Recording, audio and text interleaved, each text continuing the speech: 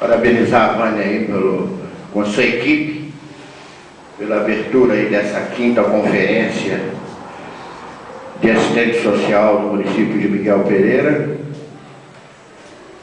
em consonância ao cumprimento da legislação em vigor referente a esse assunto.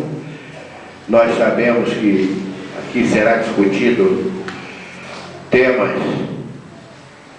referente à conferência de 2005, os avanços que foram conseguidos e, na certa, irão propor novos avanços dentro de uma realidade, dentro daquilo que for possível.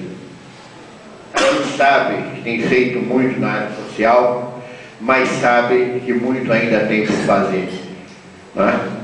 Eu costumo sempre dizer que a gente faz o que é possível. Milagre só Deus faz. E máquina de fazer dinheiro é o governo federal que tem. Nós não temos. Eu só posso gastar aquilo que eu tenho. Não adianta ninguém me pressionar, porque eu não vou gastar além daquilo. Porque quem está com a cabeça na guilhotina sou eu. Aqueles que me pressionam amanhã vão me condenar, porque eu gastei sem ter. Então não adianta que...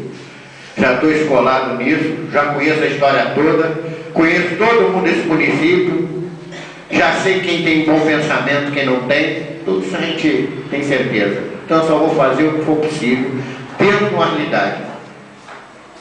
A gente não vai conseguir nunca atender toda a área como seria importante no social, mas vamos, com certeza, nós temos amenizado muito o sofrimento do nosso povo. O social, ele lida com fome e com miséria. Isso não é aqui não, isso é em todo o Brasil.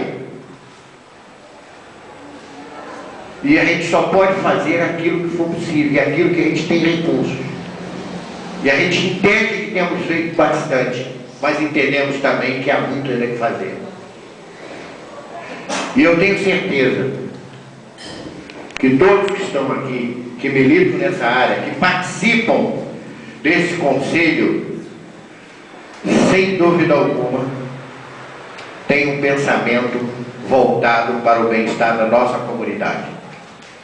E que as propostas sejam propostas